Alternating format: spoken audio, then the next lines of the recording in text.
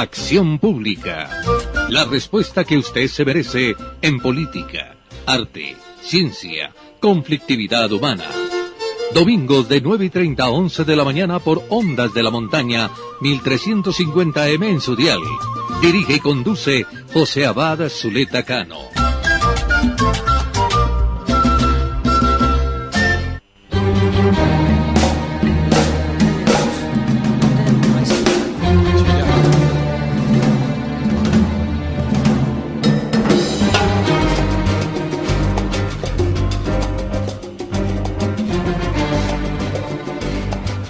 Buenos días, buenas tardes, buenas noches.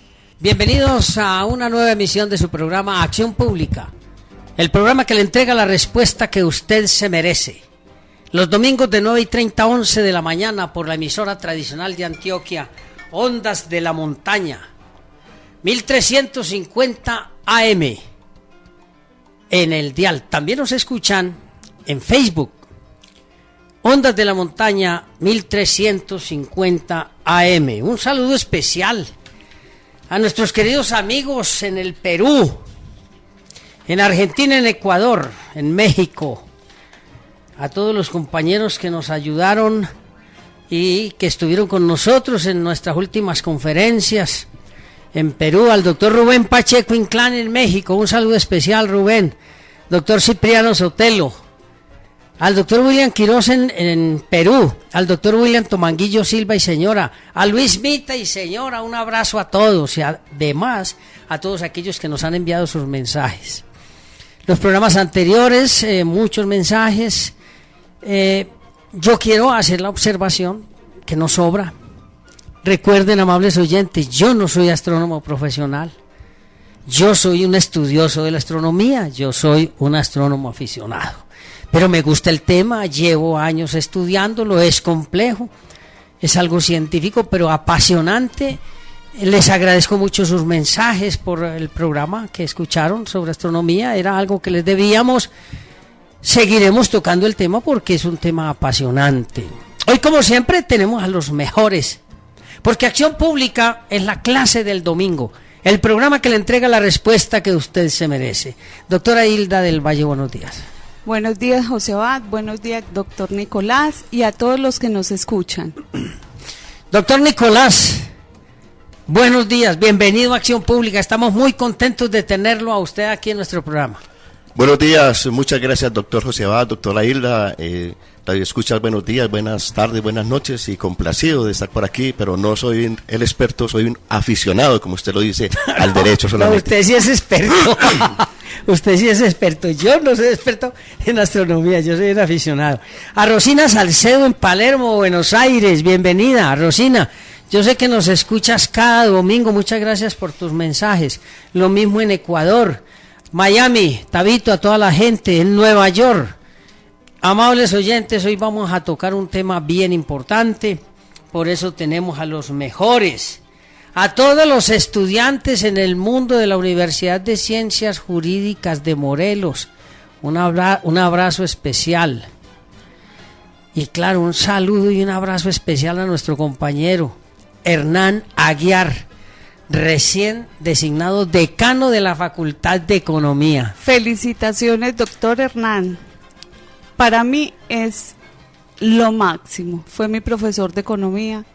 Y me sentí súper contenta cuando supe que iba a ser el decano.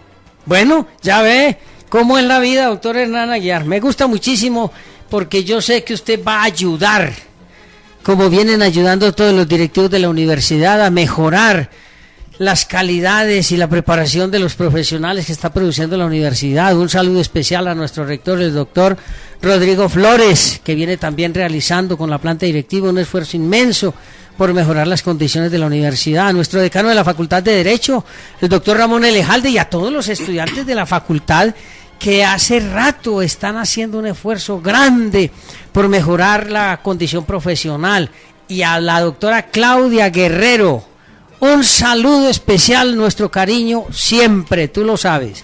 Bien, amables oyentes, vamos con las secciones ordinarias. Secciones ordinarias. Lo bueno. Me cuesta mucho tener que hablar y decir lo bueno. Pero el equipo de producción es muy complicado. Dígalo, los 70 años del Nacional. ¿No ve cómo me obligan, amables oyentes? Me presionan, porque yo soy hincha del Medellín. Pero me alegra muchísimo, y ayer estuvimos viendo la celebración de los 70 años del Atlético Nacional. Es un acontecimiento muy importante, porque más allá de ser hincha de Nacional o Medellín, Sergio yo sé que es hincha de Nacional. Y estamos escuchando el pregón verde de nuestros amigos, la Orquesta Los Núñez, que han estado aquí también en el programa y próximamente estarán también. Entonces, lo bueno y buenísimo es la celebración de los 70 años. Y esperamos que esa celebración, con todos los palmarés y los triunfos que ha obtenido el Atlético Nacional a través de su historia, sirvan de reflejo y de motivación para que los hinchas adquieran la percepción y sientan la necesidad de un comportamiento adecuado en los estadios. El deporte es un divertimento, el deporte es un momento para pasar sabroso, no para pelear ni para imponer principios equivocados sobre quién es mejor y quién es peor. Lo mejor es el buen fútbol. Y lo malo, muy malo, amables oyentes.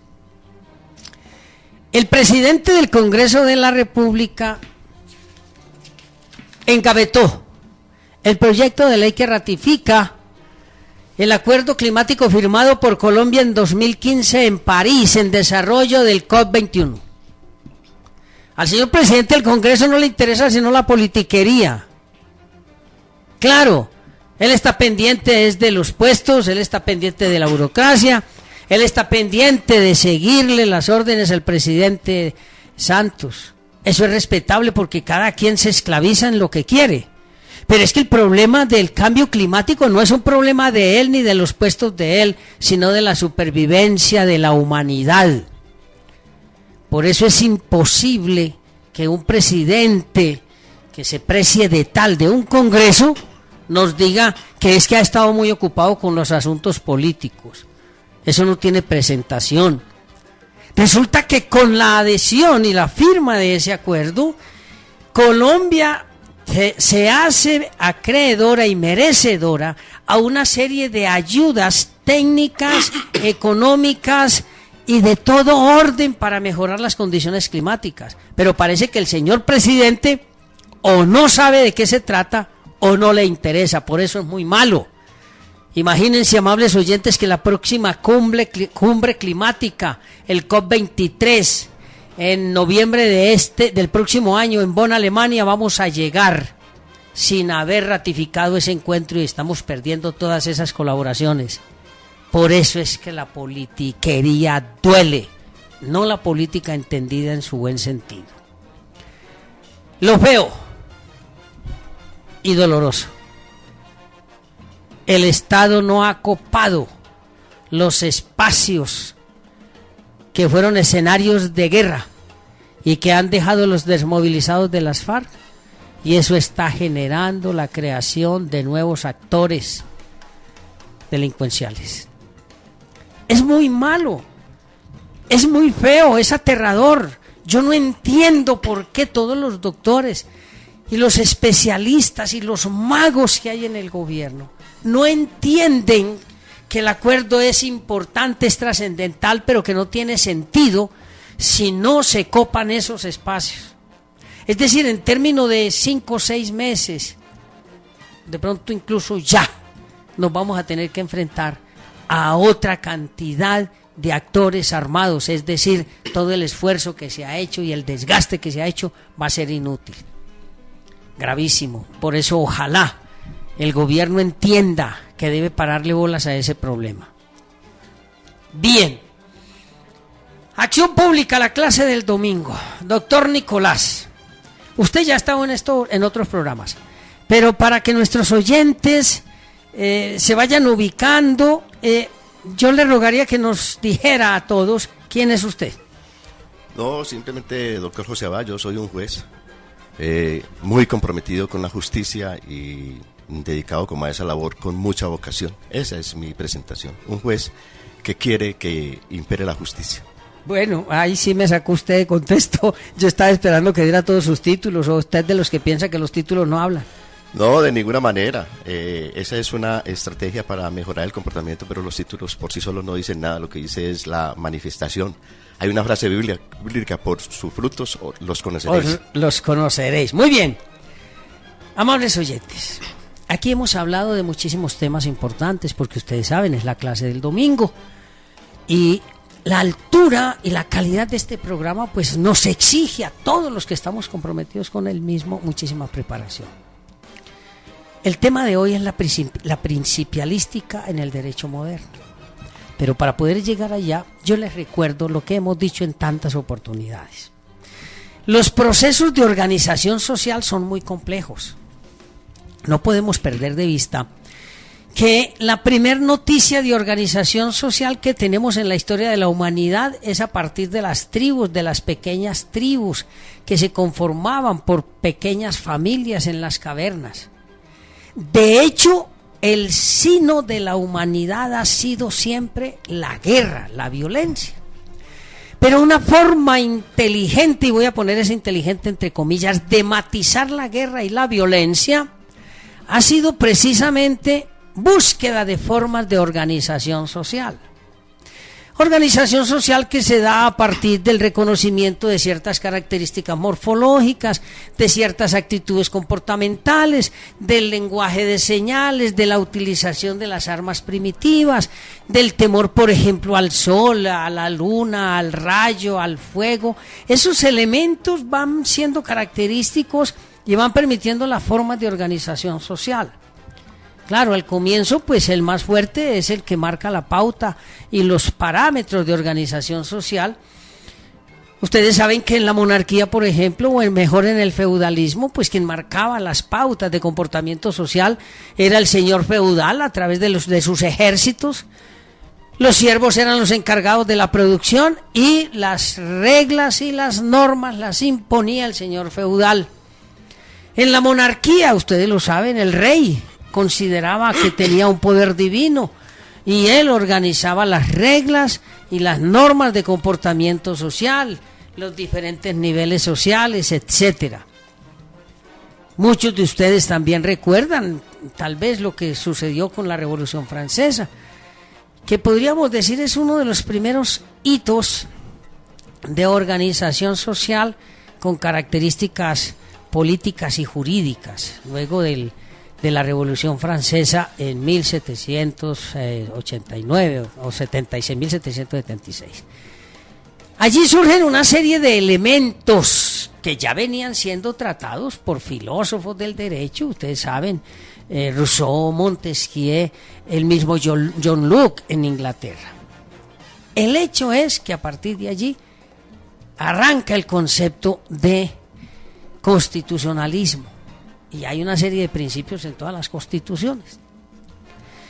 Pero la Constitución, en algunas interpretaciones, se ha dicho que es la norma de normas, pero en otras interpretaciones, como la que tenemos hoy, vemos que la Constitución no necesariamente es la norma de normas.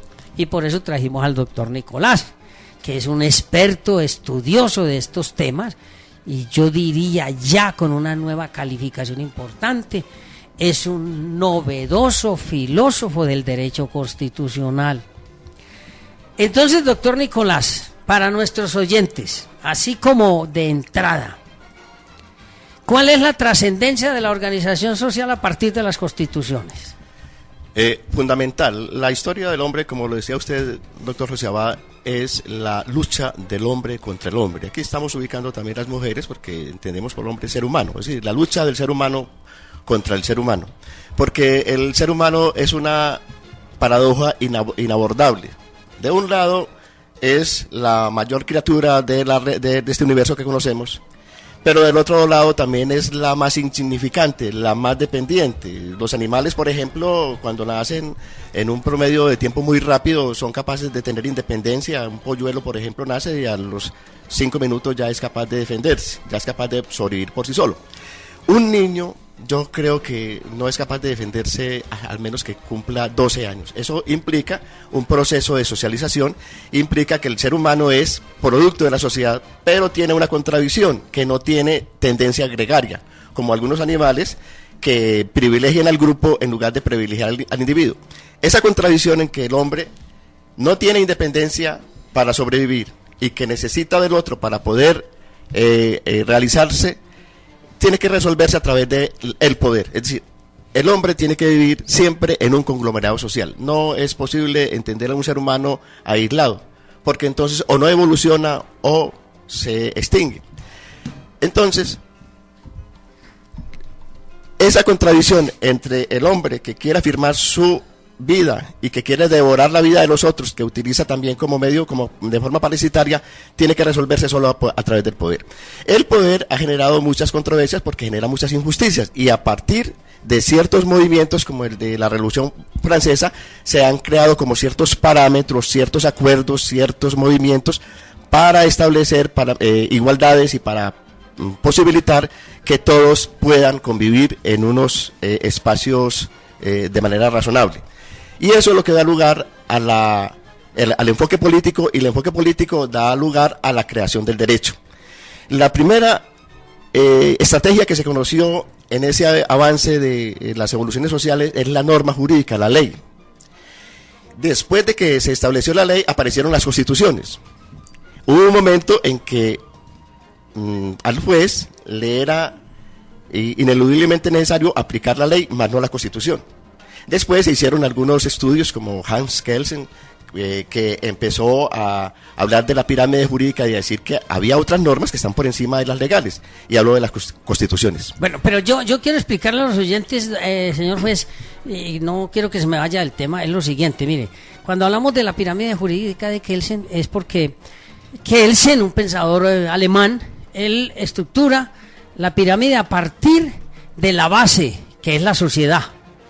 Esa es la base, es decir, la base de la pirámide jurídica de Kelsen es la sociedad. A partir de allí, en orden ascendente, se van configurando los niveles normativos. Es muy importante, amables oyentes, que usted lo entienda, porque yo sé que este tema, además de ser importante, les va a servir para comprender a partir de hoy las diferentes noticias en torno a estos temas que van a empezar a escuchar. Sigamos, señor juez. Bien, doctor José. Entonces, ya a partir de ese momento se empezó a darle más trascendencia a la Constitución, porque tenía como unas bases más sólidas.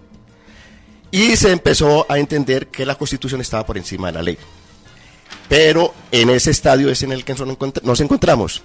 Tenemos que pasar a un segundo estadio, o mejor a un tercero, que es el que yo estoy tratando de establecer, y es que por debajo de la Constitución existen otras normas superiores a las normas legales e inferiores a la Constitución, y que eso le permite a un juez acomodar el derecho de una manera más precisa y más justa a un caso concreto determinado. Eso es básicamente, digamos, como lo que se está tratando de hacer. Voy a explicarlo, a ver si se me permite, con un ejemplo. Sí. Vamos a suponer una empresa familiar, en donde los que mandan son los padres. Papá y mamá son los que mandan y dan unas instrucciones. Supongamos que es una zapatería, lo que producen son zapatos, y ellos dan unas instrucciones para ver qué calidad de zapatos van a salir al mercado. Y van a poner unos límites, algunos que se salgan de la talla, del color, o que sean extremadamente defectuosos. Entonces, esos zapatos, el artesano los va a poder excluir si salen mal elaborados. Bueno, y eso bajo unas instrucciones. Digamos que esas instrucciones sean la Constitución. Pero también puede existir, digamos que existe el hermano mayor, que da unas segundas instrucciones, basado en las que ya han dado los padres, y estas instrucciones van a ser para mejoramiento y desarrollo del zapato, es decir, para unas condiciones más favorables, que tengan como, por ejemplo, más comodidad, más lucimiento, cosas por el estilo. Entonces lo que pasa es que siempre el artesano podía desechar los zapatos que no cumplían las normas de los padres. Lo que se está tratando ahora de decir es que también podrá sacarlos si no cumplen las normas de el hermano mayor, que ha generado unas segundas instrucciones. Eso es lo novedoso, y eso es lo que tal vez no se quiere entender, y hay mucha resistencia frente a ello, porque claro, si los padres mandan algo, es muy obvio que se pueda obedecer. El problema es empezar a darle autoridad al hermano mayor, que tiene la misma perspectiva, y que el objeto es mejorar aún más la calidad del calzado. Bien, pero para seguir la contextualización, amables oyentes, es muy importante tener claro que los jueces, es decir, en la estructura judicial, los jueces, de acuerdo con el artículo 230, están sometidos a la ley, a la Constitución y los principios generales son medios de interpretación. Pero posteriormente se ha dicho por la Corte Constitucional que los jueces deben estar sometidos a la sentencia, es lo que denomina precedente judicial. De hecho, eso viene desde la ley 153 de 1887, que se ha denominado históricamente la ley de leyes, y mire el paradigma tan interesante. Una ley de leyes, ¿cierto? No es la Constitución. Correcto. Y ahí empieza usted a tener razón. Es muy importante este nivel de interpretación, amables oyentes, porque lo que está planteando el juez en sus decisiones y que estamos analizando no es nada folclórico, ni mucho menos salido de enfoque. Pero además es importante tener en cuenta que siempre se ha tenido se ha tenido un respeto mayúsculo por las decisiones de los jueces superiores en la estructura jerárquica, hasta el punto de que muchos jueces antes de la Constitución del 91 lo único que hacían era repetir las decisiones de las Cortes. Precisamente por eso se estructuró el artículo 230 de la Constitución del 91. ¿Qué es lo que empieza a suceder ahora? Que en medio del gobierno de los jueces, perdóneme señor juez, pero es la realidad, porque la Corte Constitucional hoy, usted lo sabe, viene legislando hace rato. La Corte Constitucional no dice exequible o inexequible, sino que genera formas de interpretación y de aplicación de la ley. Voy a contradecir algo. Sí. No podemos generalizar. No es la Corte, algunos magistrados. Bueno, pero como en las Cortes, doctora Hilda, en las Cortes las decisiones, o mejor en los jueces colegiados, las decisiones se toman por mayoría. Pero hay salvamentos de voto muy interesantes que vamos a seguir estudiando. Y vamos a seguir estudiando, perfecto. Pero en este contexto, la Corte ha legislado y viene con ese criterio de legislación, y por eso hablo del gobierno de los jueces. Entonces, cuando un juez en la decisión de un caso se aparta de lo que ha dicho la Corte en el análisis de determinada norma por vía de interpretación general o especial, pues se crea un cisma, se crea un conflicto gravísimo, y eso es lo que estamos tratando de que ustedes entiendan hoy. Por eso, señor juez, ¿cuáles son? Porque ahora vamos a hablar del caso específico. Primero tenemos que ilustrar a nuestros oyentes. ¿Cuál es la fundamentación que usted asume para decir no voy a aplicar este mandato de la norma ni de la Constitución? Bueno, sí, yo quisiera retomar unos antecedentes para poder entender esa diferencia entre sistema de precedentes y sistema legislativo. Es que existen dos o mejor tres sistemas. El sistema occidental, que es legislado, es decir, que parte de imponer decisiones a los jueces a partir de unas normas que ya ha elaborado. Está el sistema socialista, que yo no lo conozco muy bien, y está el sistema del common law, en donde las decisiones nacen de los jueces y a partir de esas decisiones es que se van creando como unas especies de leyes. Correcto. En el primer caso occidental, el fundamento, digamos, la fuente primaria es la ley.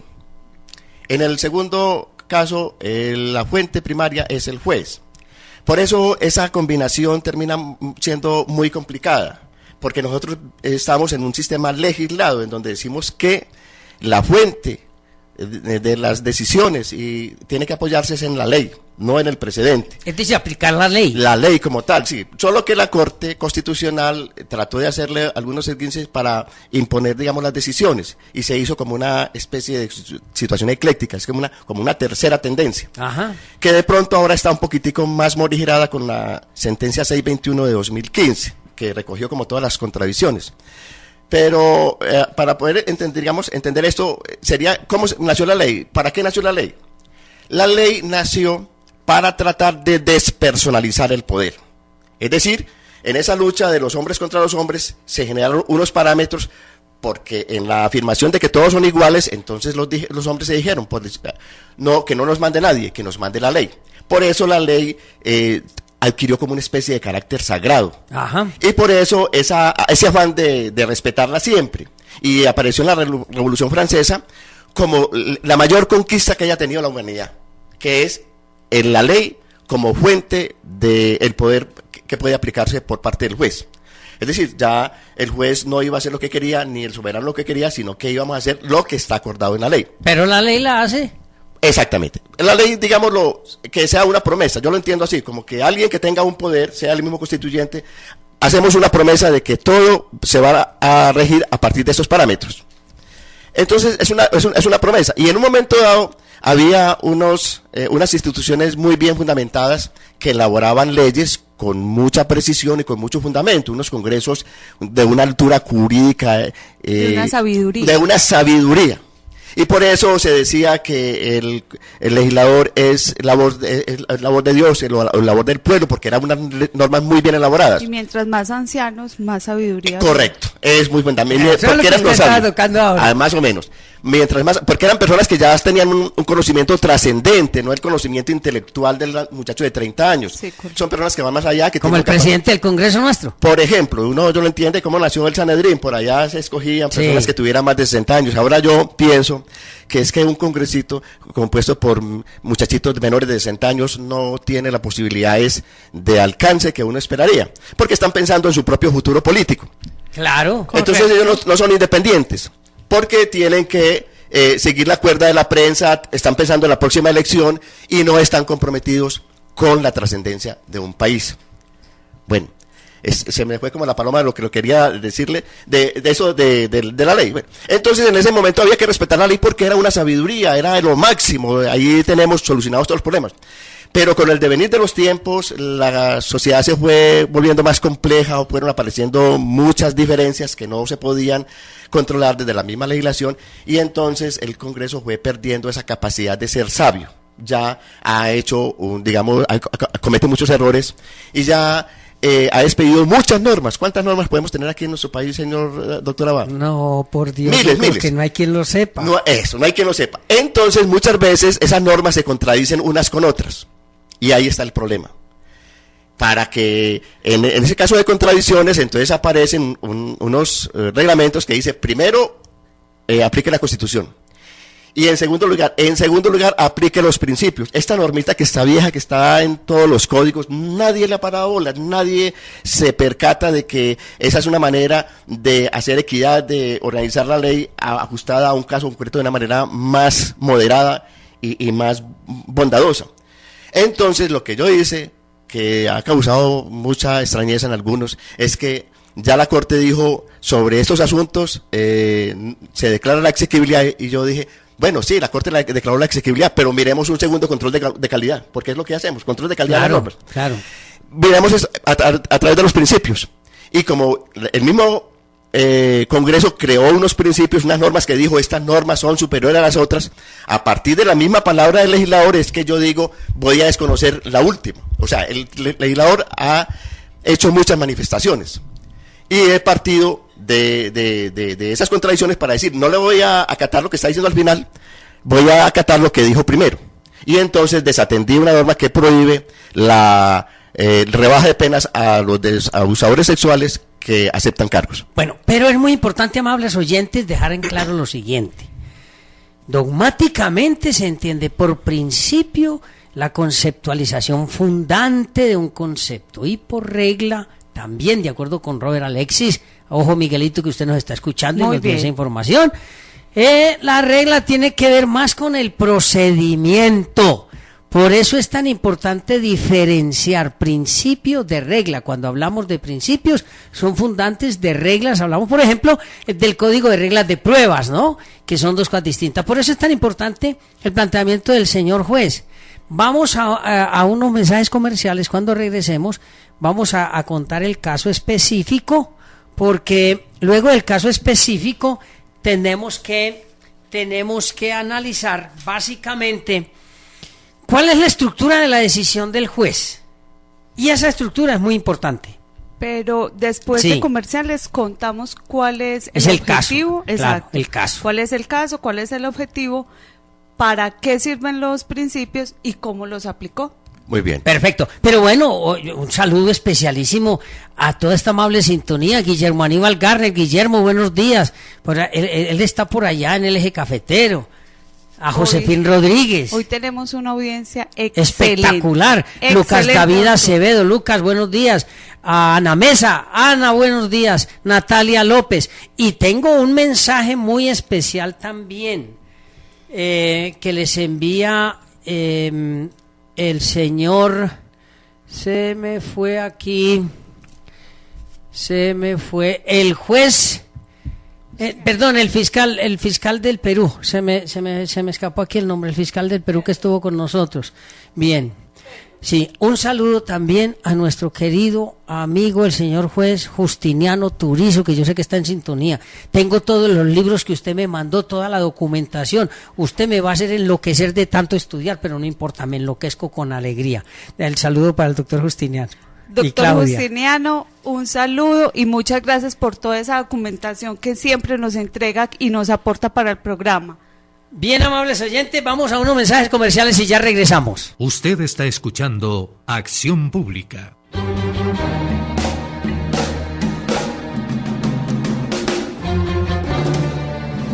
Bien, amables oyentes, continuamos en su programa Acción Pública. El programa que le entrega la respuesta que usted se merece. Acción Pública, la clase del domingo. Bien, jurídica especializada.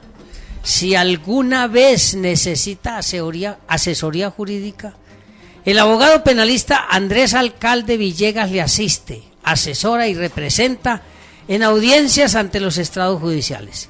Solicite su cita gratuita en el celular 310-502-5800. Cita gratuita. Celular 310-502-5800. O ubíquelo en el edificio nacional en la calle 50, número 5181, oficina 703 en Medellín. Recuerde, jurídica especializada. Andrés Alcalde Villegas, teléfono 310-502-5800. Bien, y tenemos también información de la Universidad Autónoma, porque tenemos muchísimos eventos, muchos congresos. Tenemos en el teléfono a la doctora María Mesa. Doctora María, buenos días. Hola, José Abad, buenos días para ti, para todos los que nos escuchan. Muchísimas gracias por escucharme en esta mañana. Bien, doctora María, ¿por qué no nos habla del primer Congreso Internacional Profesionalización del Docente Universitario? Muchísimas gracias, doctor José Abad. Sí, la educación superior hoy, de cara a los nuevos retos y desafíos de la enseñanza universitaria, requiere de la profesionalización de sus directivos y docentes para dar cumplimiento al encargo social de formar profesionales altamente cualificados con un gran compromiso de responsabilidad social, para que estos futuros profesionales sean líderes proactivos en la intervención de los problemas y ejecución de proyectos encaminados a las reformas sociales, políticas, culturales y empresariales que el mundo requiere. La Universidad Autónoma Latinoamericana, en convenio con la Universidad de Santander en México, venimos organizando el primer Congreso Internacional en Profesionalización del Docente Universitario por la alta calidad de la educación superior. Este congreso se llevará a cabo el 30, 31 de mayo y 1 de junio. Tendrá la participación de ponentes nacionales e internacionales, que son ponentes, son autores de teorías encaminadas al mejoramiento de los procesos sustantivos universitarios en la universidad.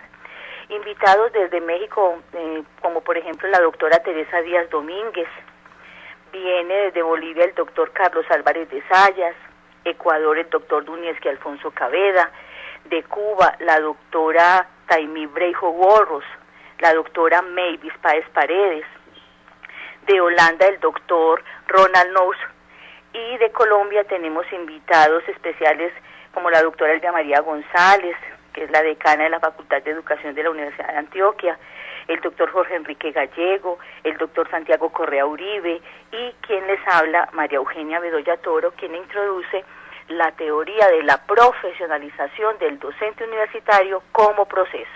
Bueno, doctora María Eugenia, usted yo sé que es una de las líderes y próxima doctora en educación, eso lo tengo muy claro, pero la pregunta que me surge es la siguiente. Las universidades colombianas han tenido en cuenta que la mayoría de profesores universitarios no tienen noción de pedagogía? Doctor José, nosotros en todas las universidades tienen dentro de sus claustros a profesores muy cualificados en sus saberes expertos. Son expertos en el saber que imparten, pero debemos comprender que debemos congregarnos a repensarnos en mejores prácticas de enseñanza en la universidad. Esto pone en escenario un papel muy importante que cumple la pedagogía, la didáctica y el currículum universitario para estudiantes en calidad de adultos en el nivel de educación superior. Es así como yo diría que así entendemos que sabemos mucho, pero si nos congregamos, nos escuchamos, nos repensamos a nivel de red, entre compartir conocimientos, aprendemos de todos y sabemos mucho, pero debemos mejorar cómo podemos enseñarlo mejor para que nuestros futuros profesionales pues tengan esas competencias altamente cualificadas y sean los líderes que esperamos aportarles a la sociedad. Doctora María Eugenia, ¿cuál es la tesis que usted va a presentar en este congreso? Pues debemos reconocer entonces acá que no podemos supeditarnos solamente a un diplomado en pedagogía, con nociones básicas de educación, para poder sentirnos como que ya estamos pues en un nivel alto de desempeño en las funciones docente metodológica, docente orientadora, investigativa y de superación de este profesional. La tesis aquí es que el proceso de profesionalización del docente universitario es un proceso que se desarrolla en el marco de la formación permanente de carácter sistémico, contextualizado e integral.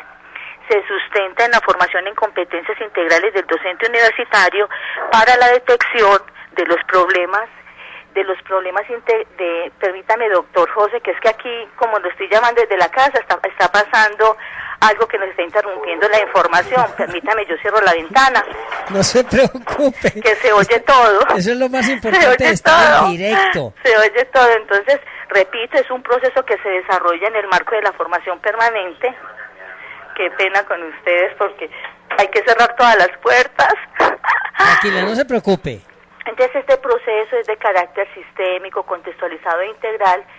Se sustenta en la formación en competencias integrales del docente universitario para que él pueda detectar y solucione los problemas profesionales más generales y frecuentes, lo que garantiza una mayor calidad en el desempeño de las funciones docente metodológica, en el sentido de cómo prepara mejor sus clases, qué didáctica implementa allí para impartir ese saber que él pues profesa.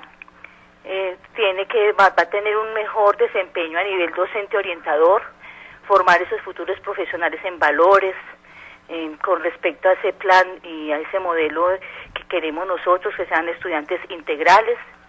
Va a tener mejores conocimientos a nivel investigativo y de superación para que transforme esas prácticas educativas que viene desarrollando. María, buenos días. Hola, ¿quién habla? Hilda. Hilda del Valle. Hola, mi niña, ¿cómo estás? Muy bien. María, una pregunta, ¿cómo hacen las personas para hacer las inscripciones?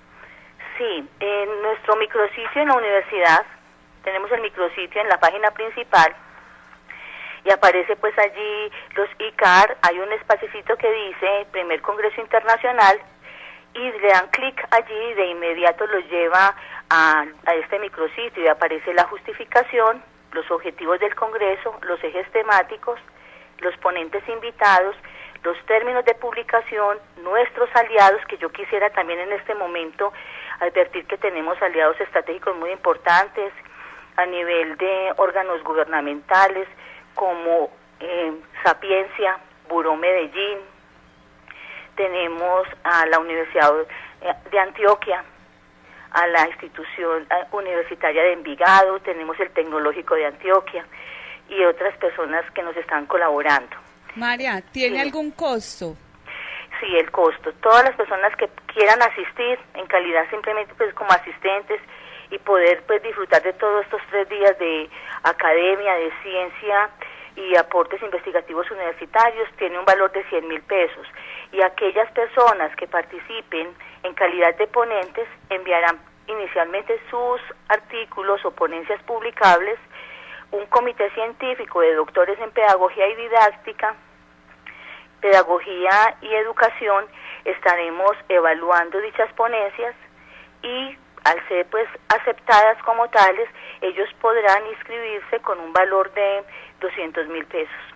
Las ponencias serán publicadas con ISBN en el último trimestre de este año, porque ustedes comprenderán que toda ponencia que sea para que sea publicada tiene que pasar por una revisión minuciosa, una corrección de estilo, unos expertos que lo evalúan, le hacen devolución respetuosa a los autores para que ellos lo vayan puliendo de tal manera que ya finalizando creo que este año tendremos ya la publicación de todas las memorias que se trabajarán como ponencias en este congreso. Doctora María Eugenia, ¿me repite entonces para los oyentes día, hora y sitio de las reuniones del primer Congreso Internacional Profesionalización del Docente Universitario?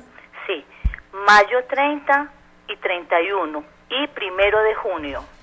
Toda la mañana estaremos trabajando de 8 a 12 de la mañana con conferencias centrales, y en las tardes 31 de mayo y 1 de junio estaremos trabajando en 8 ejes temáticos, y allí entonces todos los docentes universitarios o profesionales que hayan enviado sus ponencias a cada uno de estos ejes temáticos, pedagogía y didáctica, profesionalización del docente universitario, unidades de innovación y desarrollo estratégico en las universidades, evaluación, armonización e internacionalización del currículum, gestión de procesos, extensión universitaria y alta gerencia, retos y desafíos de la universidad hoy, empresa, universidad, Estado y sociedad, informática educativa TIC.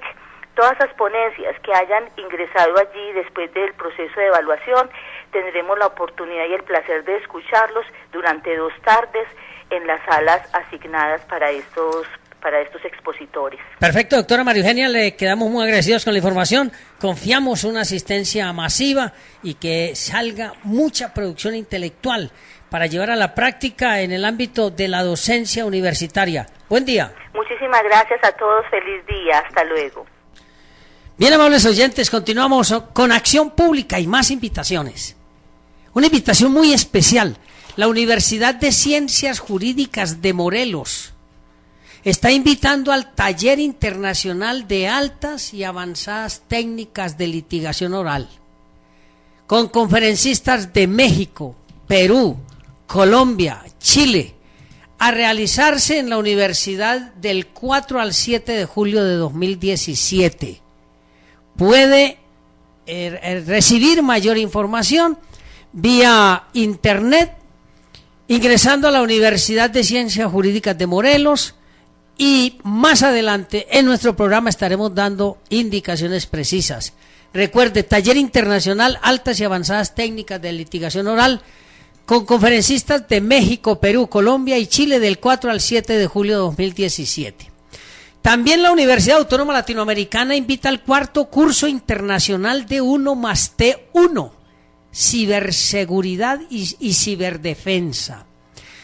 Este programa se está proyectando también para Perú y para México. Próximamente estaremos dando la información pertinente, pero por ahora este 4º concurso está dirigido a empresarios, investigadores, abogados, funcionarios judiciales, ingenieros informáticos, ingenieros de sistemas, estudiantes de ingeniería de sistemas e informática, investigación judicial y entes del Estado. Del 26 al 28 de julio, lugar Auditorio Rafael Uribe, de 7:30 de la mañana a 6 de la tarde. Incluye certificado, inscripciones, educo, precio de la inversión por categorías: particulares 100.000 pesos, docentes, empleados y egresados 80.000, estudiantes de progrado 75.000, estudiantes de pregrado 70.000. Organiza Universidad Autónoma Latinoamericana y Red Iberoamericana del Derecho Informático, Extensión Universitaria. Teléfonos 511-2199, extensión 193 y extensión 408, celular 301-521-5938. Recuerde, cuarto curso internacional de 1+T1, ciberseguridad y ciberdefensa. Bien, amables oyentes, continuamos con nuestro tema, doctor Nicolás. Quedaron gravitando unas inquietudes muy importantes, que los oyentes nos envían mensajes porque están supremamente interesados y atentos al tema. Habíamos dejado pendiente entonces todo el desarrollo de los principios, de las reglas, de las normas y básicamente entender cómo desde el derecho comparado o frente a casos forenses comparados asume usted la decisión de realizar este desarrollo dogmático jurisprudencial. Bien, voy a ver si trato de explicarme porque el tema puede ser muy insípido para el común de las personas. Lo que quiero significar es esto. Después de cierta evolución del derecho y antes, cuando se creó la norma, se trató de respetar con tanta exigencia que nunca se le permitió al juez modificarla ni desatenderla. Pero después, con el paso del tiempo, se entendió que el Congreso también se podía equivocar y hacer normas que fueran en contra de lo que él mismo había prometido. Entonces se admitió que la Corte Constitucional o los jueces muy especializados pudieran controlar, es decir, hacer unas veces de control de calidad a las decisiones que tomaba el Congreso, a las normas, para decir que las inaplicamos o las aplicamos más extensivamente de lo que él pensaba. Y eso se estandarizó hasta recientemente. En la actualidad es muy claro que por Constitución la Corte puede modificar las normas, extinguirlas o darles un alcance mayor. Y hasta ahí no hay ningún problema. El segundo problema es que se ha entendido que una vez que la Corte le da el visto bueno, el control de calidad a una norma del Congreso, debe aplicarse mecánicamente. Claro. La postura mía es que, a pesar de que la Corte le dé el visto bueno, le dé el paso de control de calidad, el juez puede hacer un segundo filtro de control de calidad, y esto tal vez no lo novedoso, con base no en la Constitución, no en la parte más arriba, sino en normas intermedias, que yo he llamado principios principiales. Y en virtud de ello, hacer un segundo filtro y adecuar las normas que expide el Congreso a su filosofía global. El juez tampoco en este caso se está saliendo de lo que dice el Congreso, lo está aplicando, pero le está dando prevalencia a una palabra que había empeñado antes. Pero miren, amables oyentes, qué tan importante es este tema. Entonces tenemos lo siguiente. La estructura normal es la Constitución, la ley. Digámoslo, tangencialmente está el Congreso. La orden tácita y creo que expresa también es que el juez tiene que aplicar la Constitución y la ley. Es decir, primero la Constitución y luego la ley. ¿Qué es lo que sucede? Que el Congreso elabora una serie de principios que son los que, con base en ellos, estructura la Constitución. Correcto. Y estructura la ley.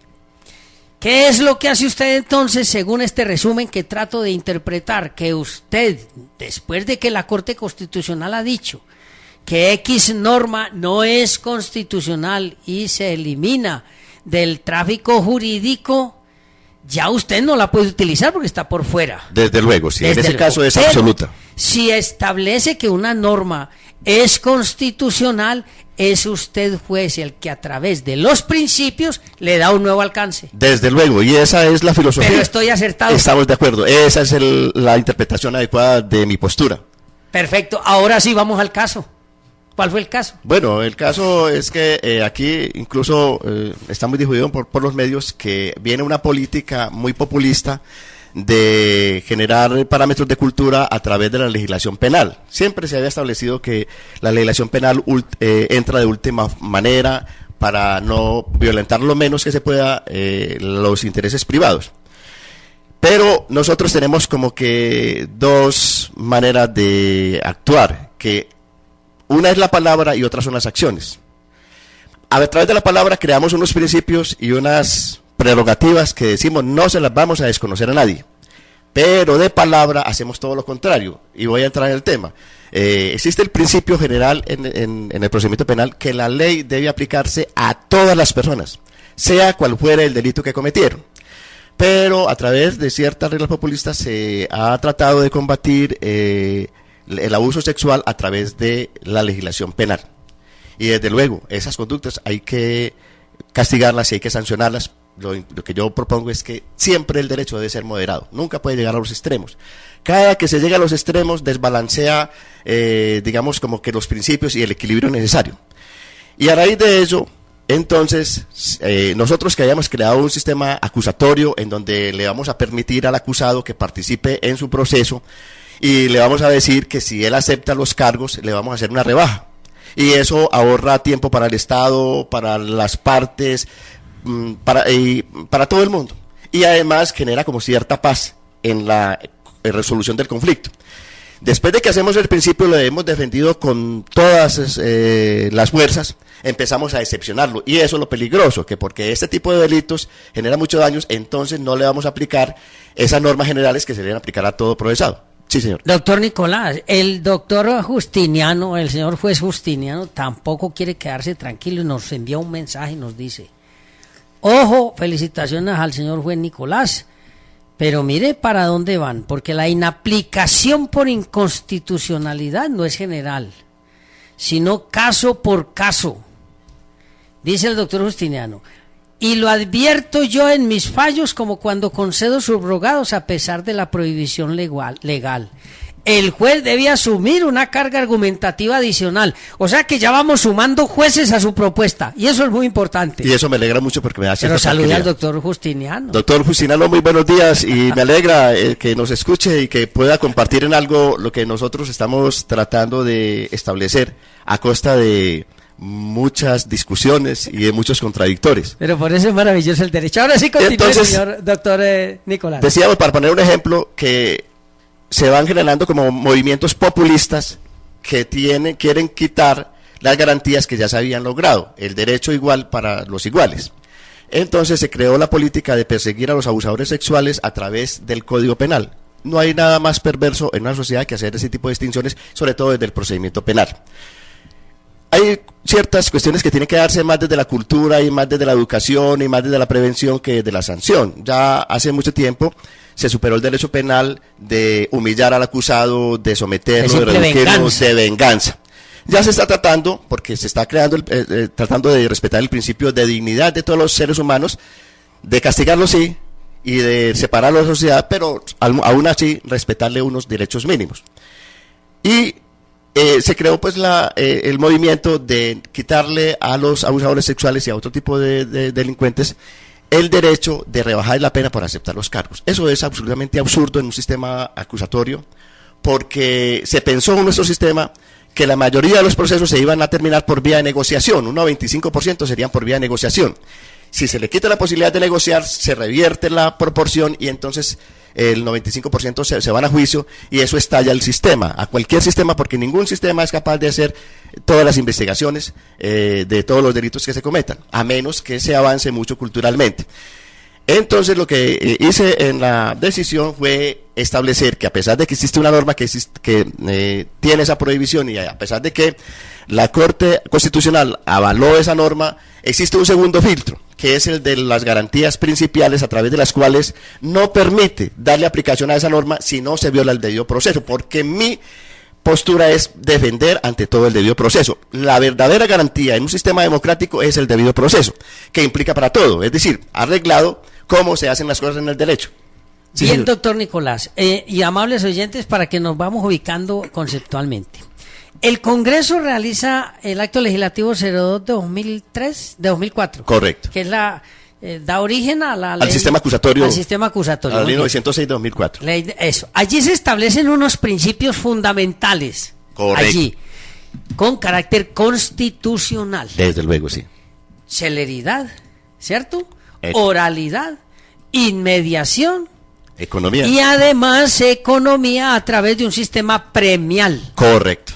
Premial, donde se le rebajaba el 50% a quienes confesaran sus delitos, y eso ayudó al comienzo muchísimo a descongestionar y acelerar los procedimientos. Luego viene la ley 1453, una ley por debajo de la Constitución. Correcto. Y violentando esos principios elimina los premios. Así es. Ahora sí me entienden. ¿Queda claro? Sí, sí, queda claro. Sí. Esa es su idea. Sí, esa es la idea. Pero ¿cómo llega usted a esa interpretación? Sí, porque es que el Congreso, antes de esa ley 1453, había establecido otras normas en los preámbulos de los códigos penal y de procedimiento penal. Y había dicho en una ley, los principios rectores son prevalentes y se aplican de preferencia a cualquier otra norma. Y entre esos principios rectores está, según mi entendido, la capacidad de negociar. Esa norma que hace el Congreso, estableciendo esa prevalencia del principio rector, después la termina desconociendo de pasada cuando hace una ley sin consultar con la estructura y con la filosofía de la ley 906. Es una ley que termina siendo contradictoria, es como una especie de apéndice mal elaborado. Y entonces esa contradicción es la que me permite a mí hacer un análisis para sostener que esa 1453, que prohíbe las rebajas, no tiene aplicación, o sea, no encaja dentro de la estructura, dentro de la maquinaria del proceso nuevo, porque es como si le pusiera una palanca a la rueda y no la dejara funcionar. Una tranca, exactamente. Y es lo que está pasando, la congestión. Lo que le quiero decir de alguna otra manera es que el Congreso es libre, pero no unívocamente. Él tiene unos límites que él mismo se ha puesto. Y él tiene que respetar esos límites. En otras palabras, él ha empeñado la palabra de hacer un debido proceso y debe respetar esa palabra. Por fuera de esa palabra, en otra parte, no puede desconocer lo que ya había entregado. Es decir, no puede regalar aquí y después quitar. Es decir, y ahí es donde entra la interpretación del juez. Un saludo al doctor Guillermo Garner, que nos envía un mensaje. Lo voy a leer textualmente. Insisto en invitar a mis amistades a escuchar el programa que ahora está al aire desde la Universidad Autónoma Latinoamericana. Mi invitación es a retomar el hilo de los principios rectores y a no engañarnos con hojarascas normativas casuísticas. Una lectura o relectura de la ley 153 de 1887 es un buen comienzo para este ejercicio. Hombre, doctor Guillermo, muchísimas gracias y claro, compartimos y por eso leemos este mensaje. En otras palabras, lo que usted plantea con su sentencia, y mire, no hemos ido al caso, porque es que hay mucho que analizar, ¿no? Correcto, sí. Pero lo que usted plantea es algo muy sencillo. Señores congresos, ustedes me elaboraron una norma constitucional con unos principios. ¿Me la respetan? Y respétenme simplemente eso. No si más, no, yo juez la hago respetar. Esa es la situación. Esa es la situación. De esa manera. La sinteticé para que los ciudadanos que nos escuchan en esta clase del domingo tengan muy claro eso. Desde luego, el Congreso tiene unos parámetros, tiene unos principios, tiene garantías que dijo las iba a aplicar a todos los procesos. Y después por allá, en una hojarasca, al lado de esa ley, le quita a algunas personas esos privilegios, y eso es lo que estamos sosteniendo. Señor Congreso, usted por fuera de esa ley, de manera tangencial, no puede quitarle los derechos que ya había otorgado. O sea, usted respete su propia palabra. Porque por principio la ley es igual para todos. Desde luego. Pero además, señor juez, y aquí vienen los dolores de cabeza maravillosos, preguntan, porque es que nos escuchan, nos escriben desde Jericó y nos dicen: muy bueno el programa, José, muy bueno el programa, el juez habla muy sabroso, pero voy a preguntar, ¿él está de acuerdo con que si a él le violan una hija, con una pena que tiene 20 años, le rebajen 10 al violador? Bueno, yo voy a responder esa pregunta con otra. Si usted tiene 2 hijos y uno de los hijos le viola a su otra hija, usted lo manda a matar, lo extermina, lo angustia, lo acorrala o le da una sanción justa. Bueno, déjelo ahí porque tenemos que ir a unos mensajes comerciales, pero empiezan las preguntas complejas, señor juez, y no hemos contado todavía el caso, o sea que yo no sé, esto no termina hoy, ¿o sí? No. ¿Esto no, usted puede continuar? Podemos continuar. Porque es que los oyentes están Para el próximo desesperados. domingo podemos tener otros invitados. Correcto. Están desesperados haciendo Sí. preguntas y se nos va el tiempo. Voy a unos mensajes comerciales y ya regresamos. Estamos en Acción Pública. Bien, amables oyentes, continuamos con su programa Acción Pública, el programa que le entrega la respuesta que usted se merece, todos los domingos de 9:30 a 11 de la mañana. Recuerde, amable oyente, jurídica especializada. Si alguna vez necesita asesoría jurídica, contacte al abogado penalista Andrés Alcalde Villegas. Él le asesora y representa en audiencia ante los estrados judiciales. Solicite su cita gratuita al celular 310-502-5800 y contáctelo también en el edificio nacional en la calle 50, número 5181, oficina 703 en Medellín. Recuerde, jurídica especializada, abogado penalista Andrés Alcalde Villegas, teléfono celular 310-502-5800, para que le represente y asesore en audiencias ante los estrados judiciales. Bien, amables oyentes, continuamos con este tema que ha generado y viene generando muchísima polémica. Ustedes, amables oyentes, les ruego me entiendan. Tenemos que ir poco a poco formulándole las preguntas al juez, porque el tema es complejo y la idea es que les quede todo muy claro a ustedes, como siempre lo hacemos cada domingo. Acción Pública es el programa que le entrega la respuesta que usted se merece. La clase del domingo, traemos a los mejores. Doctora Hilda. Voy a ser abogada del diablo. ¿Qué mensaje le vamos a dar a la sociedad hoy cuando la sociedad no cree en la justicia, ni jueces, ni abogados, todo lo que sea la justicia, cuando le estamos diciendo que a los abusadores de niños tienen unas garantías? Porque cuando uno ve noticias, todo el mundo quiere la pena máxima. Sí, este es un tema demasiado complejo y no se puede mirar desde una sola arista. Vamos a poner el ejemplo de una madre a quien alguien le viola a su hija de 15 años. Y si ese violador es el extraño, ella va a decir: mátenlo, ahórquenlo, una muerte lenta, tortúrenlo si es necesario, pero me hacen justicia porque en la acción que se cometió en contra de mi hija no puede quedar impune. Bien. En principio, en derecho hay un principio que dice: no se puede mirar un solo lado, hay que mirar siempre a los dos. Entonces la voy a poner en el ejemplo, doctora Hilda. En el primer caso creo que no hay mucho problema. Usted es desgraciado que lo maten porque al fin y al cabo realizó una conducta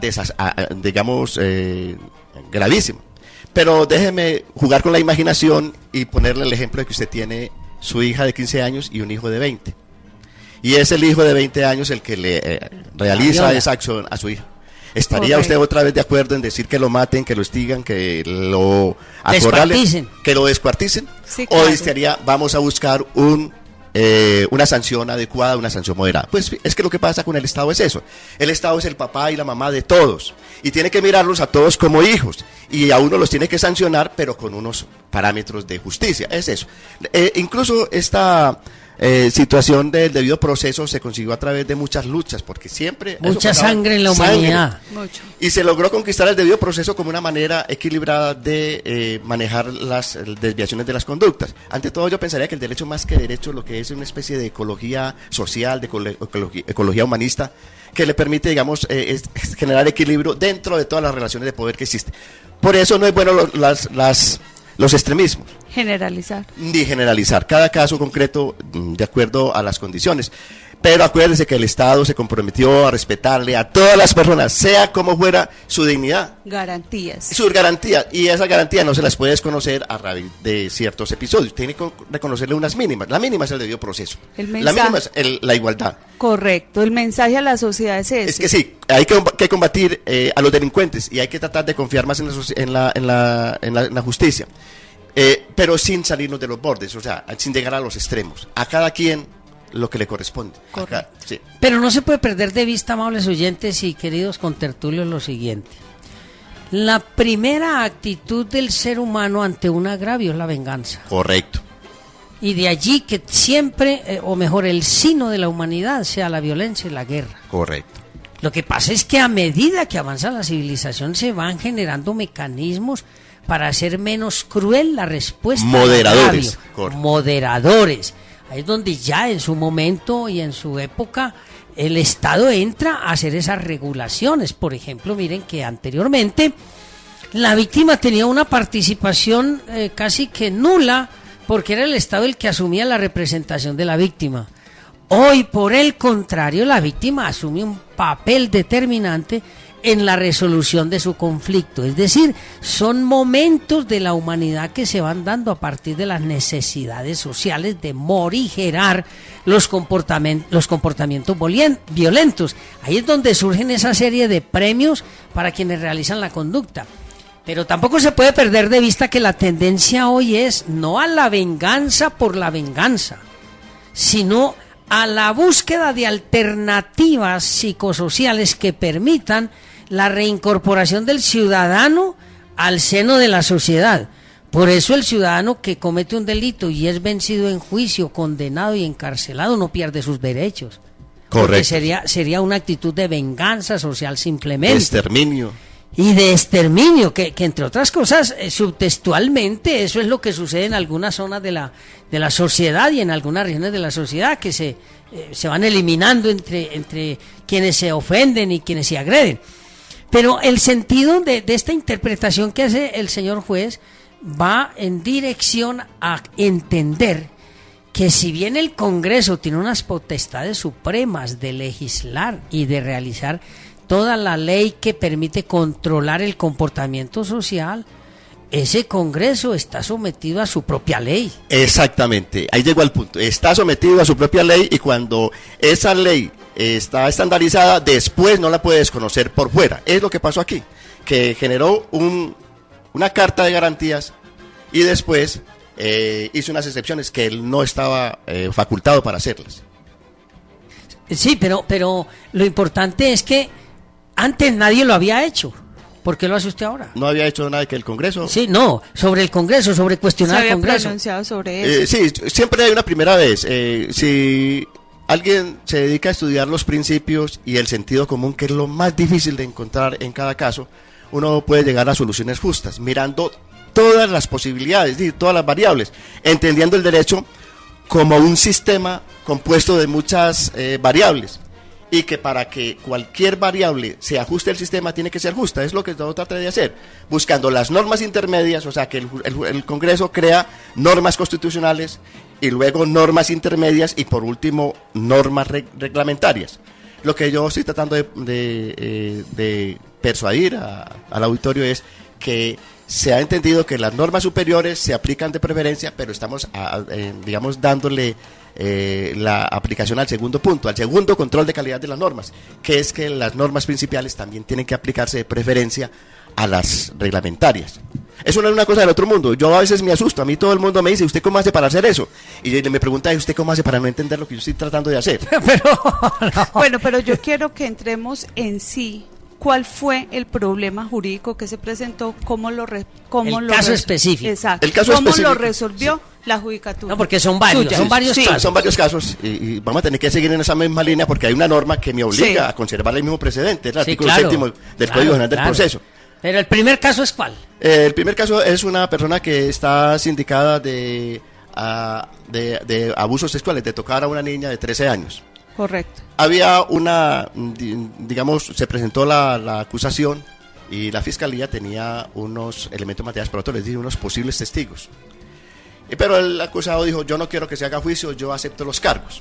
Si yo aplicara mecánicamente la ley 1090, de 2008, el artículo 199, tendría que decirle, sí, usted acepta los cargos, pero yo no le puedo hacer ninguna rebaja a pesar de que usted me diga esto. Lo que yo dice es que, bueno, usted aceptó cargos, hay una norma que prohíbe hacer eso, pero por encima de esa norma que tiene esa prohibición, de la 1098, de la 1098, gracias por recordarme, existe otra que me obliga a hacer un control de calidad sobre esta norma prohibitiva y revertirle la posibilidad de rebajar la pena, y le rebajé la pena. Eso fue todo lo que hice.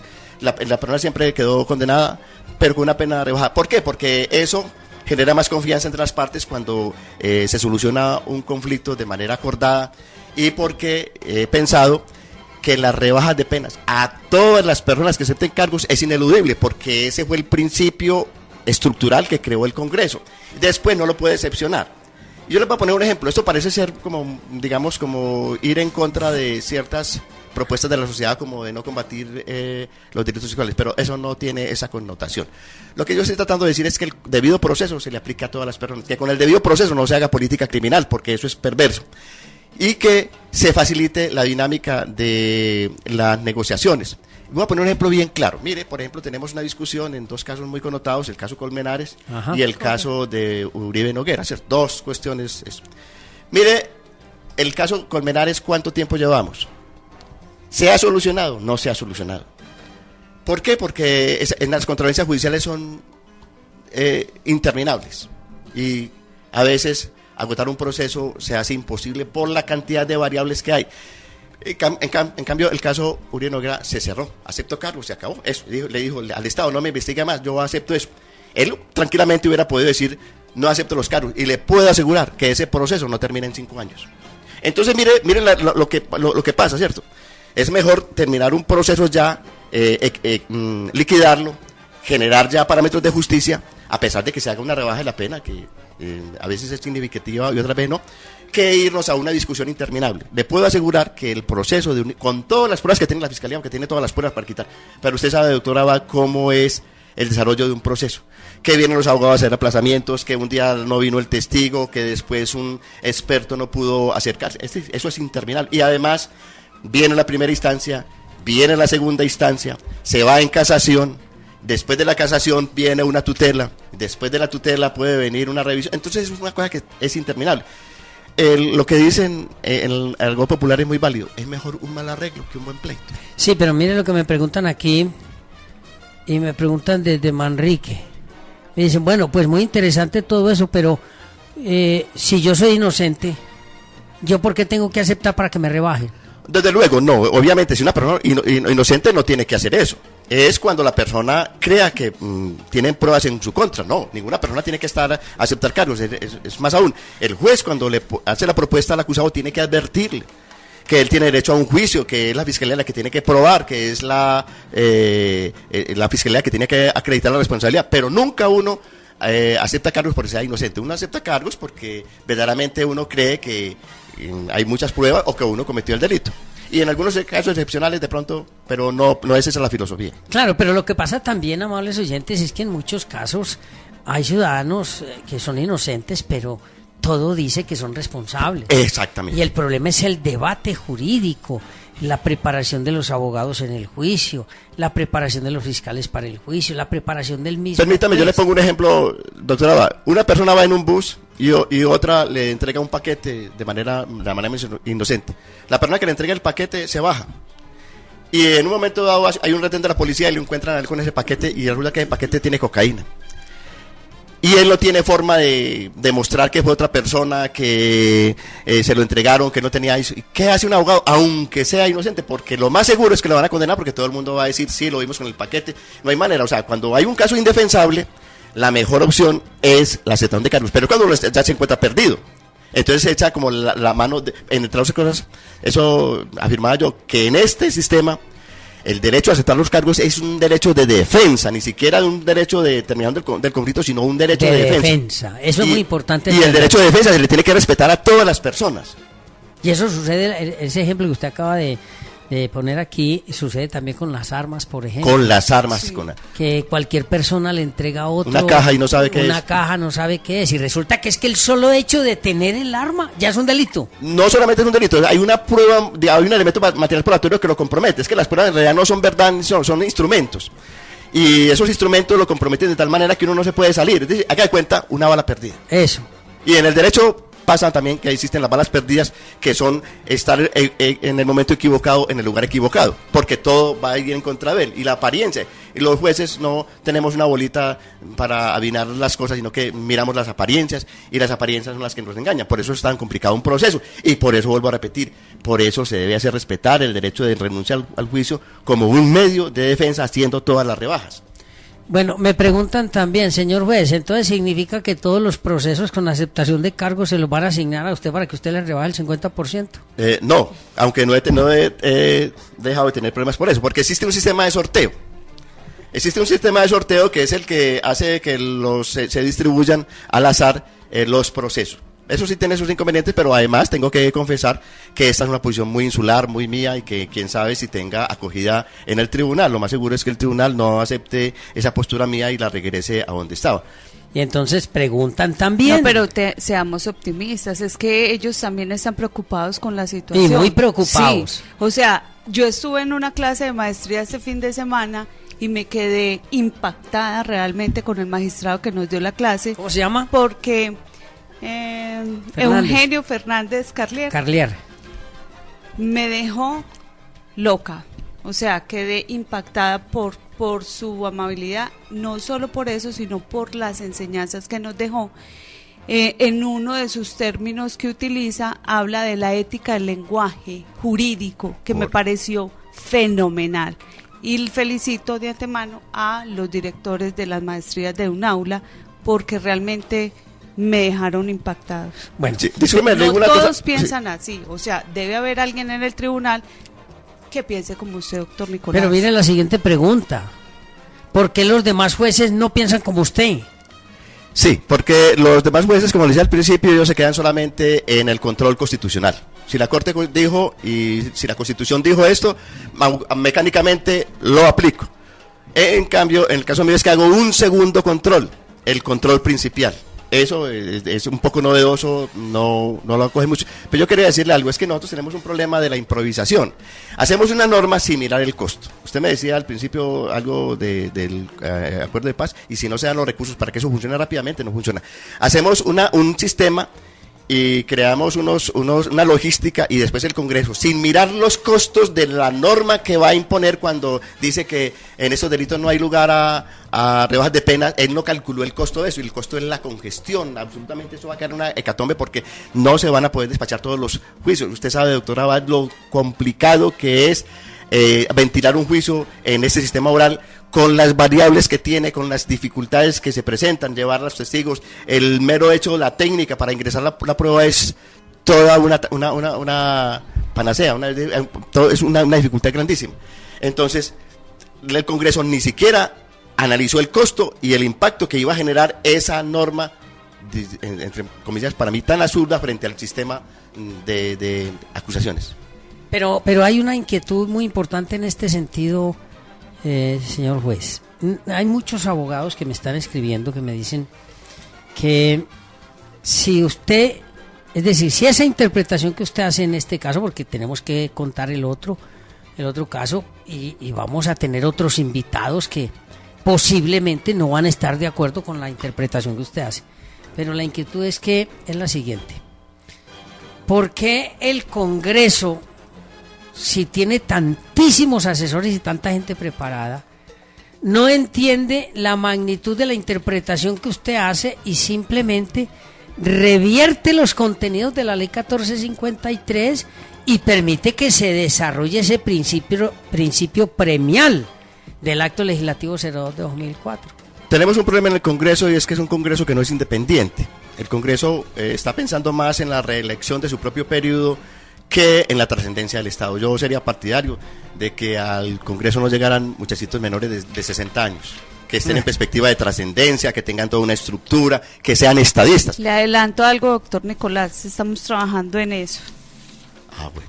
Sí, yo no sabía. Sí. Eso quiere decir que lo mío no es tan descabellado ni tan loco. Tenemos algo planeado, locamente planeado, en México, Perú y Colombia. Bueno, sí. Más adelante les vamos a contar. Sí, Entonces efectivamente. depende el problema de que como hay tanto populismo en la persecución de los violadores, como se les llama, el Congreso no se atreve siquiera a tocar el tema. Yo creo que el anterior fiscal intentó una ley para modificar esas prohibiciones y no alcanzó a pasar, porque de verdad que ellos no tienen independencia. Ellos no son, desafortunadamente, por la forma como está estructurada nuestra organización política, no tienen la capacidad de ser independientes. Depende mucho de sus electores. Por eso sería muy bueno un Congreso con con unas condiciones distintas.